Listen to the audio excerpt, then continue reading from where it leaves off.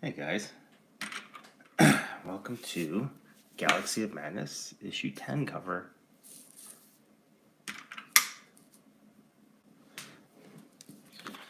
Let me see, I drew this.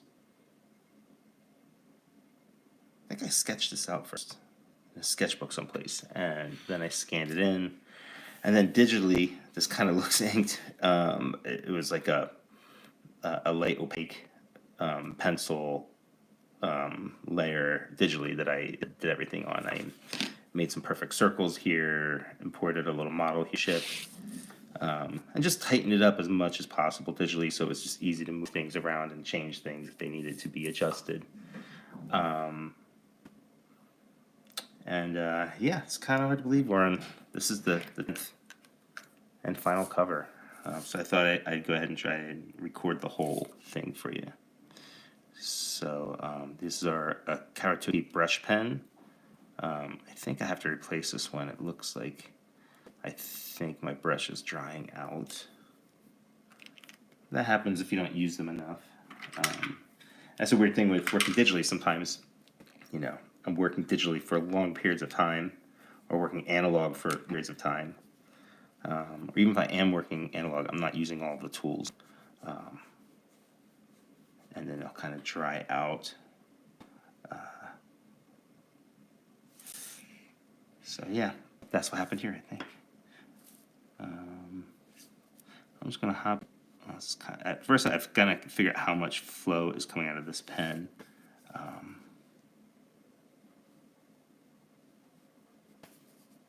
Feels like it's going to do what I want it to do. Let's find out.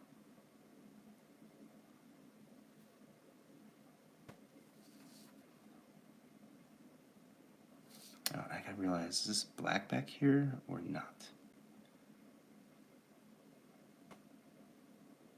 That is going to be black back here, which means I'm going to have white. I don't like to do a white outline, but like more of a white highlight, if that makes any sense.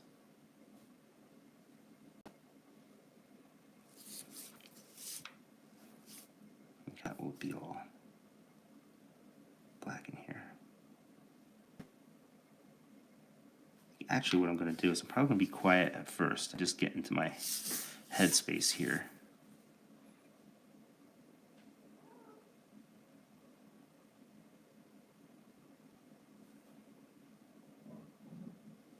And then I'll continue to comment once I sort of get a groove.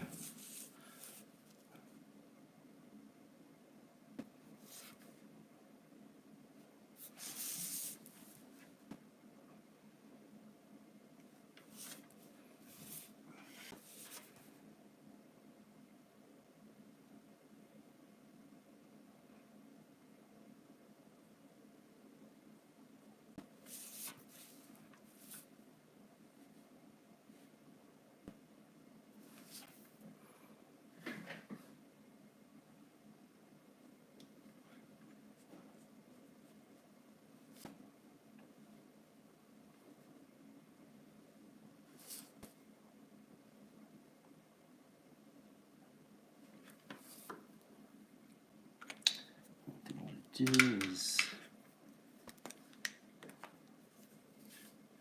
along the bottom here. I want to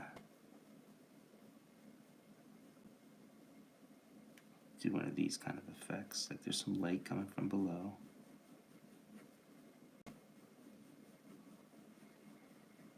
I think that'll just add an extra dimension.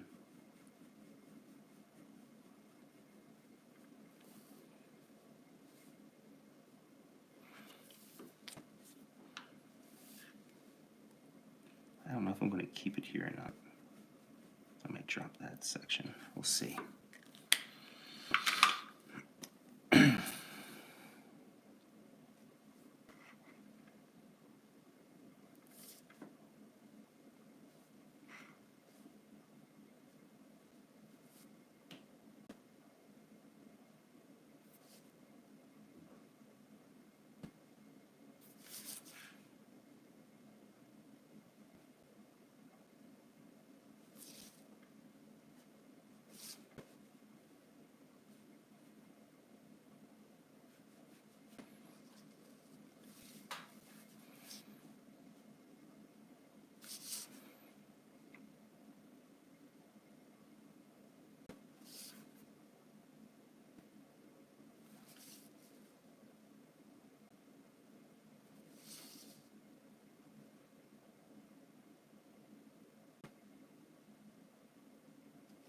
I did something weird with the leg here. You see I've got like thigh-high boots here? Well, suddenly over here it's like a knee-high, so I'm going to have to get in there with some pencil.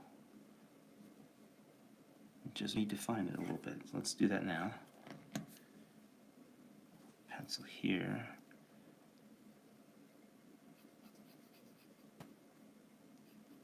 Being, so that's gonna be black, and gonna be black, and there's black here, so it's gonna be a little tricky.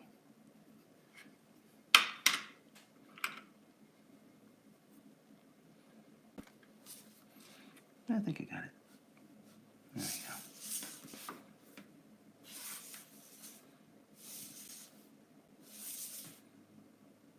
That's Ogden's leg.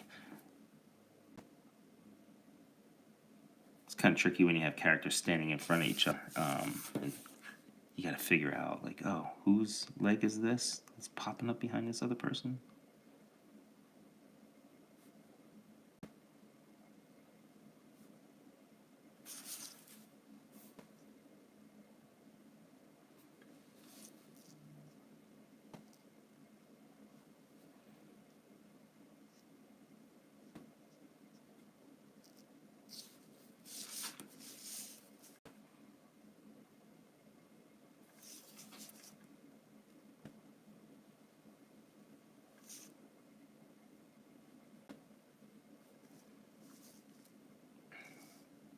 These brushes are great, but sometimes, like right now, they're giving out a lot of ink. So I gotta be careful that I'm not leaving a huge amount of ink on the paper that can get smudged. One of the reasons why I keep a glove. It helps absorb stuff if I do run over it. And it can make the a little blobby sometimes if I'm not careful. So let's be careful.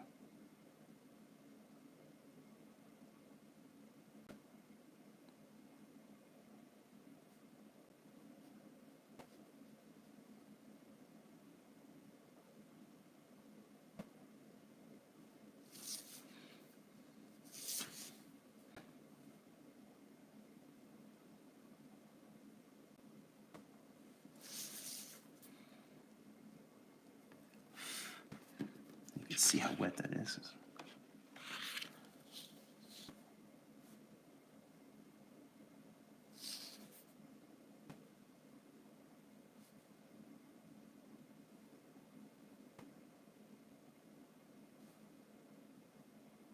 The interior for this book is all drawn digitally.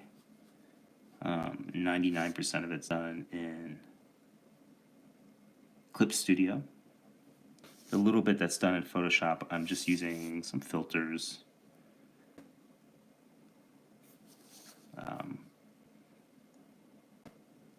A couple of brushes that I made in Photoshop that I don't know how to import or to make in Clip Studio. That is definitely something I gotta learn about Clip Studio. Manipulate their brushes better. And it's funny, they give you so many options in Clip Studio that it could be difficult to figure out what to do because there's so many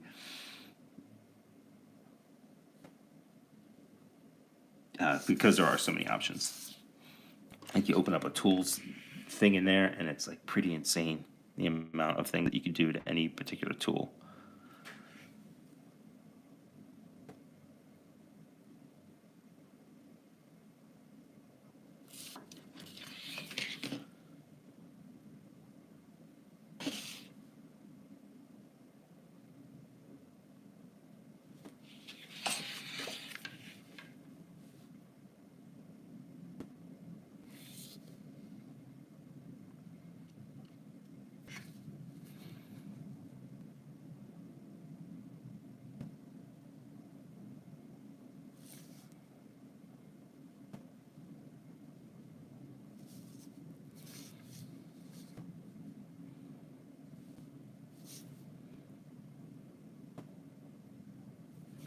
The other tool I could be using on this is my emoji brush pen.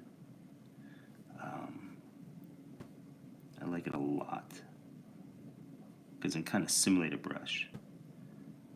But right now I'm very stubbornly just going in with just this brush pen.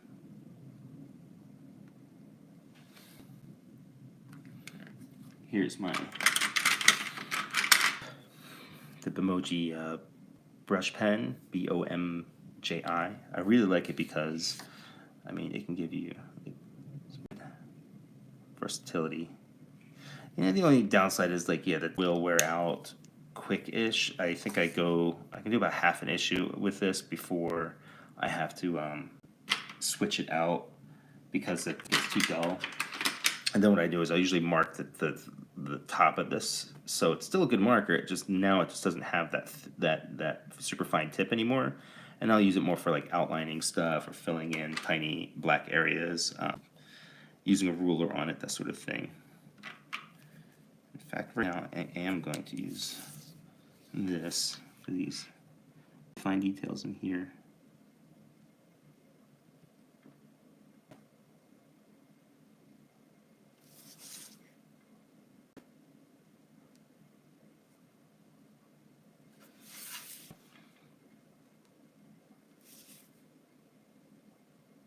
See, I use that like a brush, like thick to thin. Yeah, these are great pens.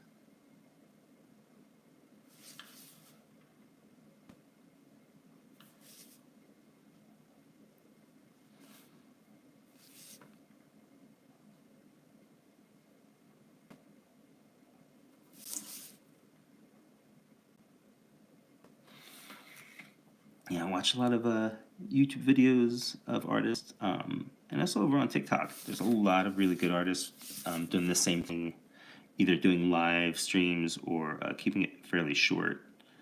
Great tutorials too. I'm amazed at people who can really conversation with their audience while they're working. I think I'm really good in an interview. I'm not so good when it comes to just being here myself talking.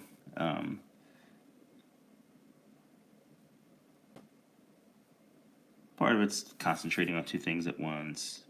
Yeah,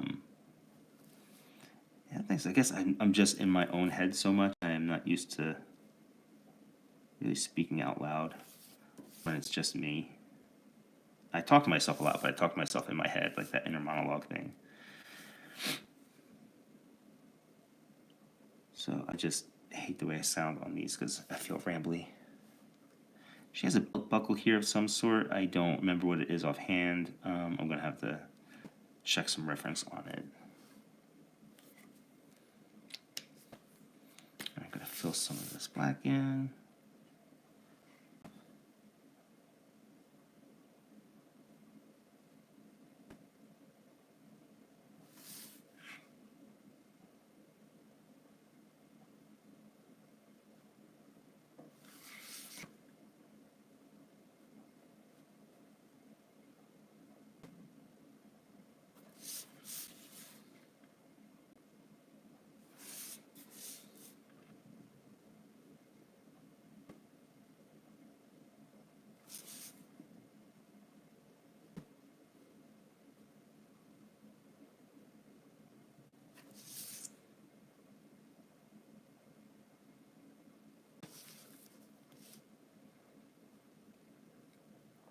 That's good.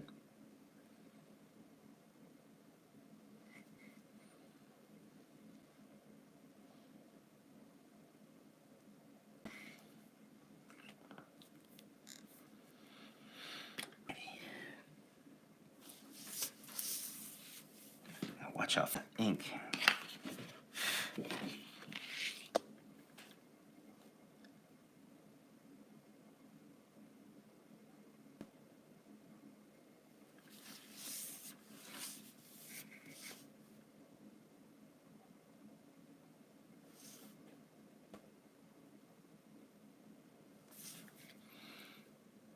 Back and forth between the brush and got the wrong tip on this.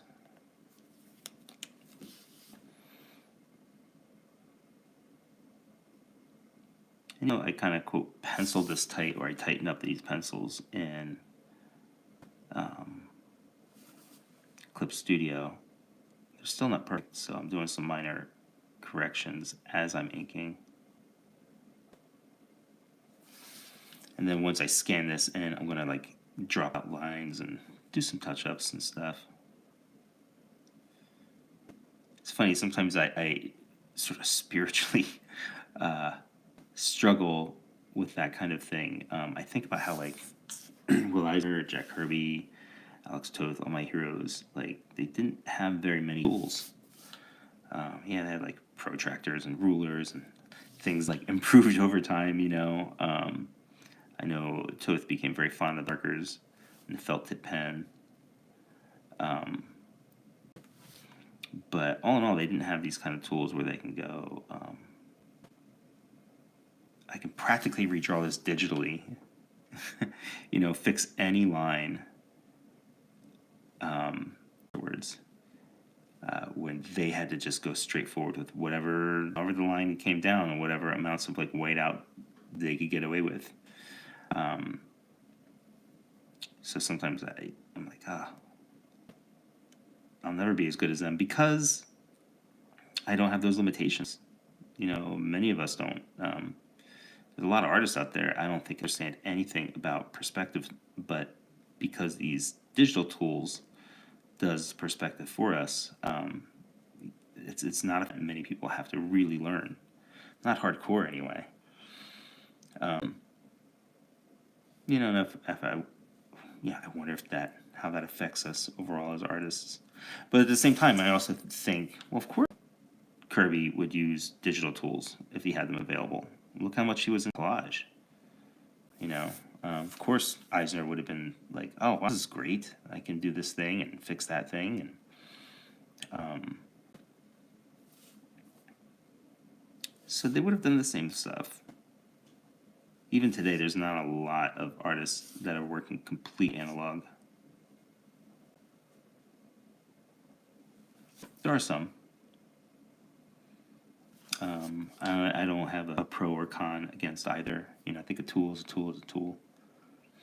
Which is why you'll see me doing both, you know. Even the same issue. Like, I just did some BPRD, 4 issues. I think the first issue is almost all analog, except for a couple of pages. Then I think second and third are all digital. Then the fourth, there's a sort of a mixture of the two. Some of that has to do with the resellability of a page. So there's more Hellboy in issue 1 and issue 4 of this BPRD thing, pardon me. So I know those pages are valuable, so I'll make sure that I do those analog. I did just do a Batman thing. Well, it's a Mr. Freeze story, and there's Batman in it for 1 page. But I still did it digital, even though I probably could have sold that page. Sometimes it's just about time, how much time you have to get things done. And what's interesting is it's not that digital is always faster. It really isn't. It just sort of depends. This cover definitely would have been faster working digitally. But it's the last issue. Well, all the issues are, because they're drawn analog, I've been trying to do all the covers. Because the issues are all drawn digitally, I've been trying to do all the covers analog. So I have some originals to share with people and to sell. And aesthetically, I want some that are like this. But yes, it's interesting. And I can't always tell. Sometimes I'm working on a digital page and I'm like, man, if I was doing this analog, I'd be done now. One of the reasons for that is with digital, it is easy to add things. For as easy as it is to get your lines right and all the other tools of ease that digital provides for you, it also makes it easier to just keep going on a page, where sometimes, like, having negative space is easier to spot when I'm working analog, because I'm like, I need to move on. I have a deadline and stuff. But, like, I'm like, oh, this will take 5 minutes to, like, use the perspective tool, and then with the perspective tool, I'll be able to make another building in the background and stuff. Sometimes it doesn't need another building, you know?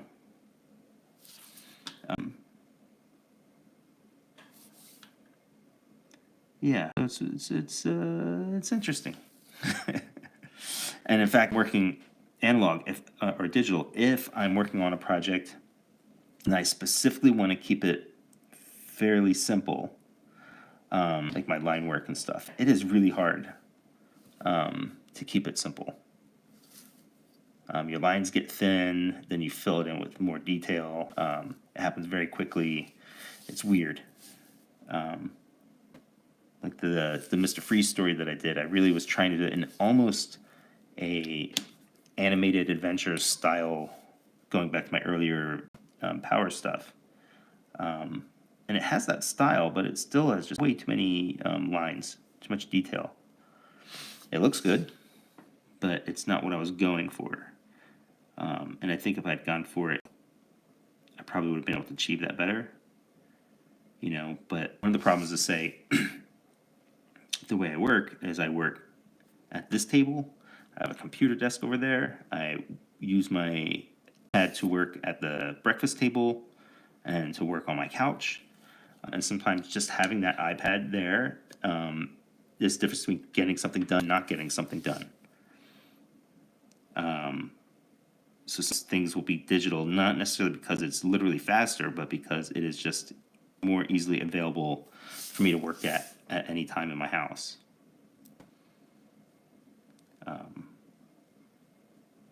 So asking yourself, well, if it's better analog sometimes, why aren't you just drawing it like that? Well, the reason is sometimes it's just not so handy. That's the amazing thing about digital, is just always there for shit. Tiny line I didn't like. Digital is just always there for you, always available, always ready to go. You don't have to prepare your pens, you don't have to clean brushes, you don't have to fill pens, just go. You don't even have to dip your pen. Just draw. So it's really fascinating when it's faster, when it isn't. It's a tough one.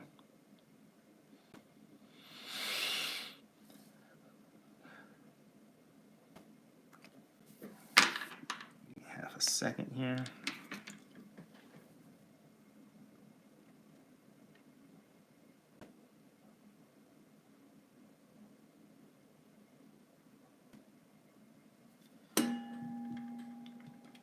Okay.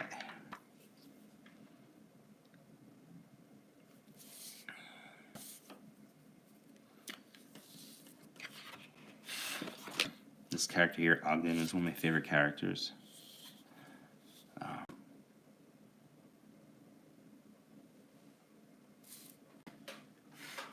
I really, really love what I wrote for this series. It's the writing that sucked me in. These characters that she created, well, we come together, but she wrote when she pitched them. Because when she pitched the story originally, I wasn't, kind of like Powers, I wasn't like, yeah, let's do this. Because it was, I hadn't done like a Silver Age kind of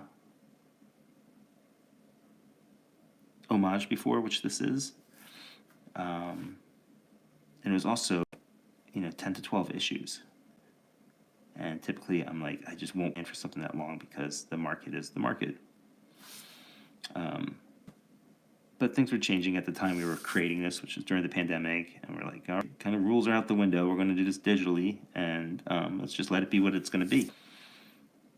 And it was, again, just her concepts and stories that really got me in. And I hadn't done this kind of like fun adventure science fiction stuff since like Ship of Fools. And it was just fun to do. Great characters.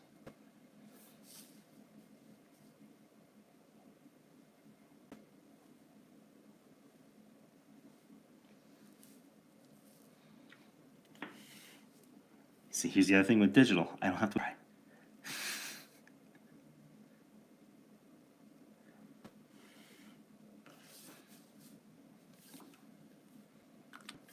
So I'm going to use this Bimoji pen in here just to do a couple more lines while these ink lines dry.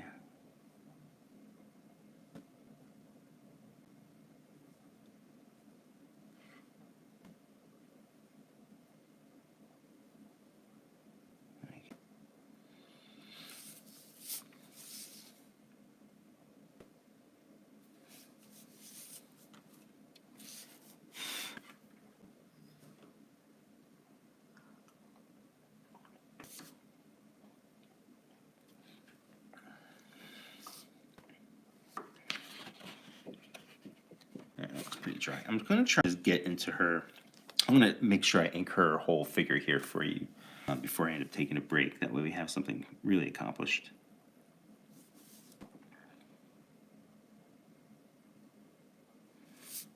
Nice lines that this pen, this Bimoji pen, can lay out.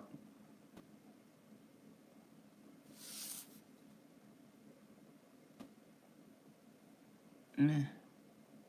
Do I like that line? I don't know.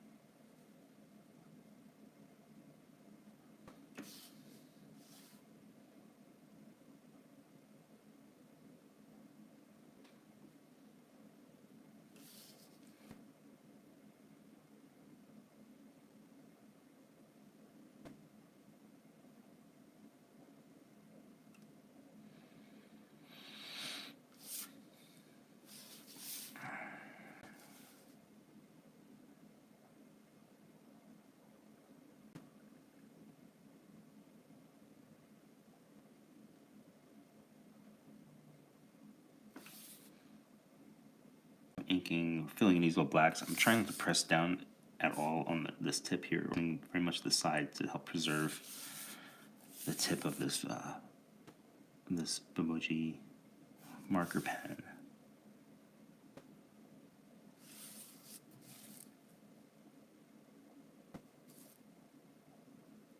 Like, look at that line difference I can get. Same pen. It's so good. It's a great pen.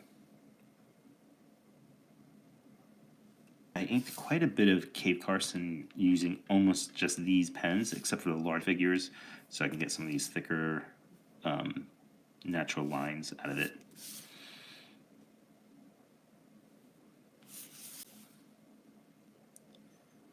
There was a time when my uncle, who helped raise me, he was unfortunately passing in 2016, and I had to go back to New Jersey and be with him. But I was still doing Kate Carson, and I couldn't afford to just skip issues. Like, you know, part of it is just that trip itself was very expensive to just go out to Jersey and be there for however long I needed to be there, so I had to work. And it was crazy because I didn't have all my tools available. I didn't yet have an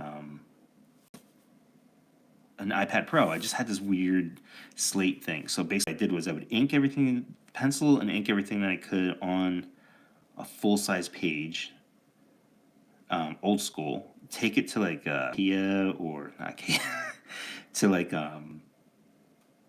any place where I could get it scanned, like Office Max or one of those kind of things. Which was hard because I had to explain to them, you know, the size parameter, then put that onto a key, and then put that key onto my slate to then finish up digitally, and then email those pages in. It was tough. But that's also where I kind of learned a lot of working digitally on the go. Because before that, when I worked digitally, it was on my Cintiq.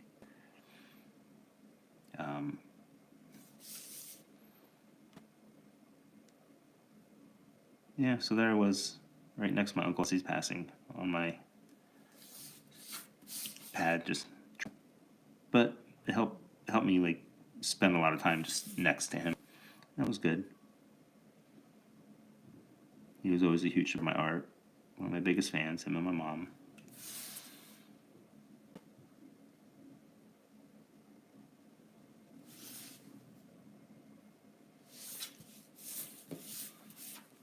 But there's like life stuff that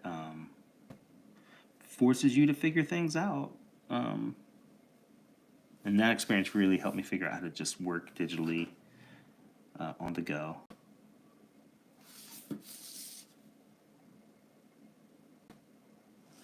Also, when you hear me talk about work so much and work kitchen table and all that stuff, I'm not encouraging other people to be 24/7. Like, I hate when people either come about working 16 hours a day or brag that they're working 16 hours a day or something. You work at your own pace. I work a lot because I am compelled to. It's just who I am on a lot of levels. It's how I'm happiest. It's when I'm able to get a good amount of work done. Drawing. Even if it's not the assigned work, if it's just drawing, that's what makes me happy. And honestly, I'm only working like,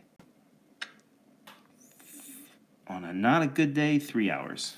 On a good day, 6 to 7. It's kind of spread out throughout the day. Because I'm taking care of the house and doing a bunch of other stuff. But yeah, I'm not a 16-hour or 12-hour at the desk kind of person.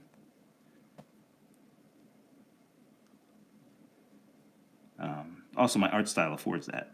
I'm not drawing a million line face or drawing all their hair or being super detailed. It's still work intensive and all that stuff. And weirdly, I spend a lot of time taking lines out digitally. Like, I usually create a whole other level.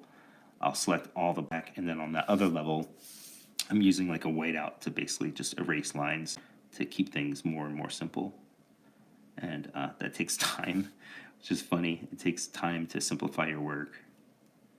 It's like, editing yourself down.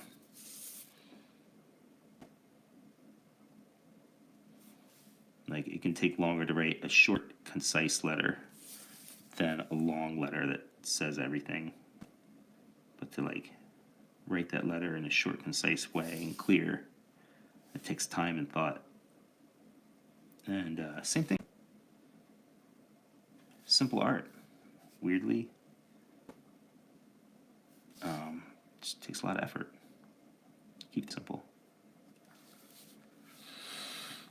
So you might be asking, why am I doing all of this with this? Like, it's the kind of lines we're seeing here are mostly outlines, whereas outlines of shapes, where these are lines themselves. So like, I want to see different lines in different spots of the body and stuff, and it's hard to say when I want which.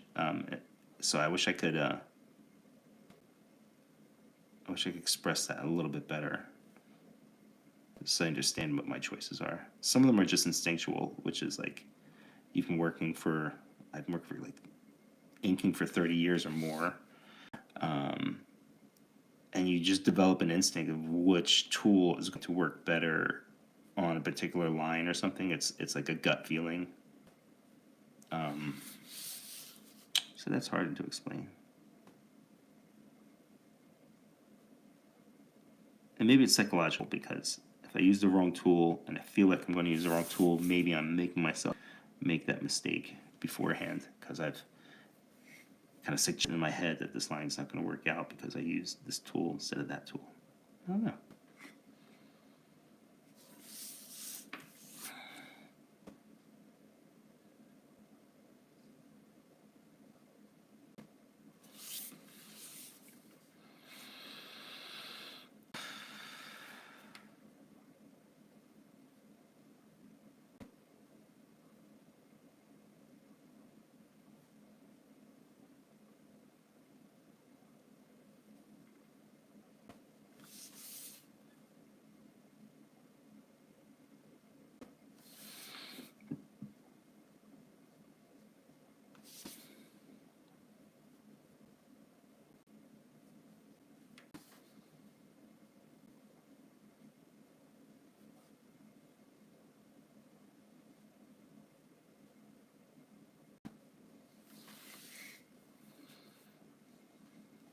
The ink came out a little too much here. Got a little blobby, but I can fix that pretty easy.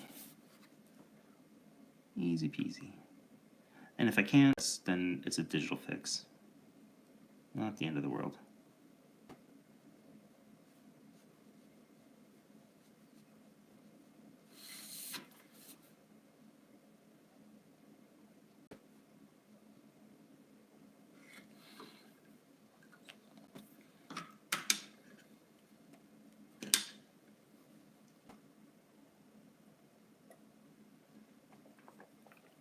The other things like about recording is like I can tell exactly how long I've been working on something, because sometimes it feels like I'm working on something for a time and it's really not that long, or vice versa. And it also keeps me from getting distracted. I'm embarrassed to say I watch a lot of TikTok videos, not dance stuff, like just just whatever garbage. It's a good distraction. And sometimes I'm working, and I'm just struggling through a page or something. I just got TikTok going next to me, and I'm just like looking at videos or whatever. And when I'm doing something like this stops me from those bad habits.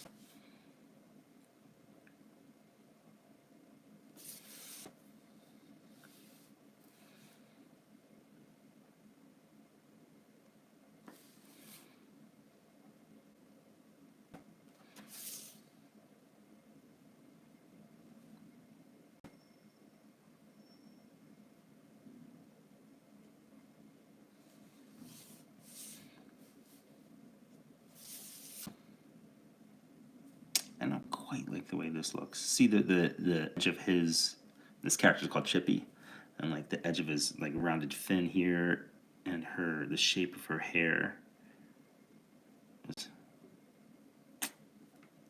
I don't know. I'm gonna touch it up digitally. It almost looks like this is part of his shape as opposed to the shape of her hair. Little tangents like that are stuff you gotta look out for. All right, let's do stuff. Let's get into the face. And I say dangerous because there's lots of stuff I can mess up on. But if you mess up on the face, it might as well just be digital then, because like whether you're selling the art or you give it away as a friend or something, if the face is messed up, what's the point? Who wants that? I could have it almost anywhere on a page, not on the face.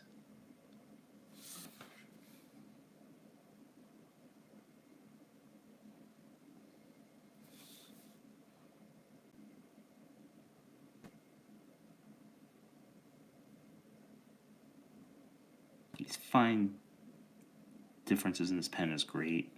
Like there's a little thicker there, and then it's very thin here. I love this pen. In fact, even before I started working on this, I was thinking maybe I'll just ink the whole thing with the emoji.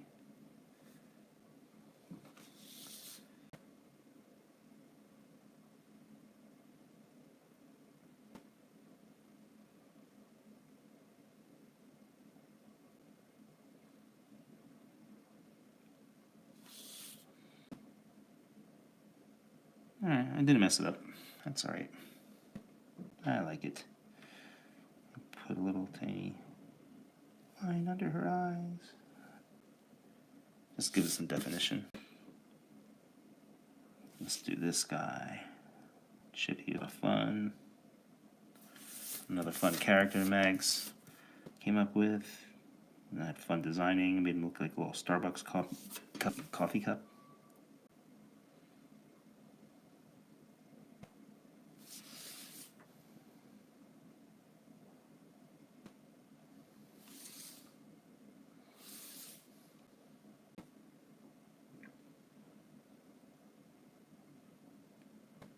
See, I kind of fucked up Chippy's face. Not too bad. Not too bad. Jack Kirby correlating here. A little zigzag. Alright, almost done here. Sorry, my big head keeps hitting the recording. So it looks like we've been drawing about 42 minutes straight.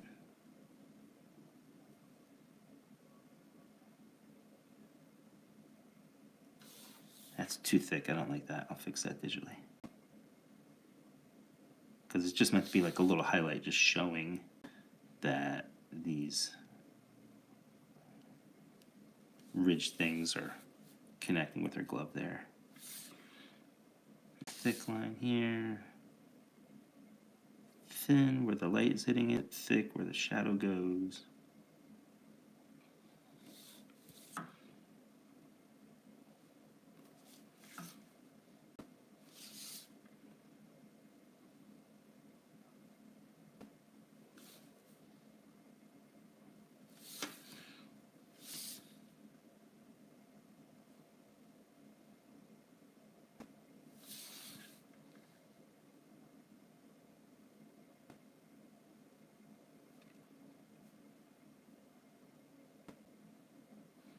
Alright, look at this. I'm feeling that this ray gun thing, I'm going to have to touch up digitally because it's rounded. Let's see if I can pull this off. I should be using circle templates and oval templates. I used to use a lot of that stuff, and at a certain point in life, I think with the digital thing, I kind of gave up on using them, and I just freehand all my circles and stuff now, and then touch it up in analog and digital. Part of it's for time. Part of it, when it works, when I have like like when I'm drawing something round or oval freehand and it works, it has so much more life in it than when I'm doing it with a circle template. So it's worth taking a chance for when it looks good. This might be one of those cases. Kinda. It's not perfect, but it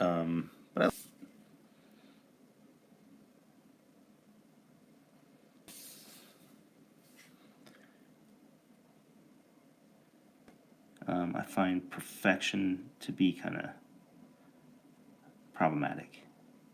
And I say that, but there's times where like I completely re-inked a whole cover, doing it analog first, doing it digital later, just to see which is better. In a way, it's its own perfection. I just don't think like I just don't sweat over every little detail because I think that's the death of art, because imperfections are part of what makes something great, if that makes any sense. Mostly when they're imperceptible. And just like a looseness that comes with it that makes it feel more genuine, more human than when everything is perfect.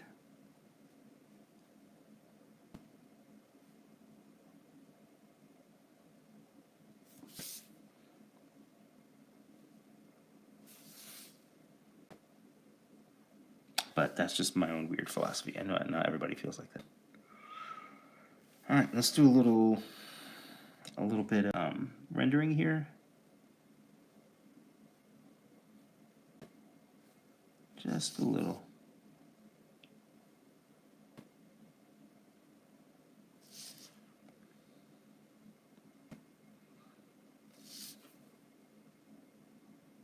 A little indentation there just to sort of describe the shape of the knee.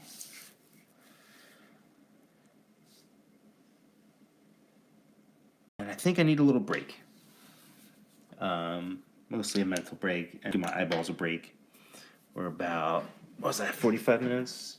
47 minutes into it, so I'll see if I can post the rest. I don't know if I'll record the rest live. I might just do it in time lapse because I've got other things going around at the same time. But I'll try and record most of the process for you guys. That's it. Just want to thank you for hanging out, listening to me babble. If you have questions, please post them below. If there's things you'd like to see more of, please let me know. And take care.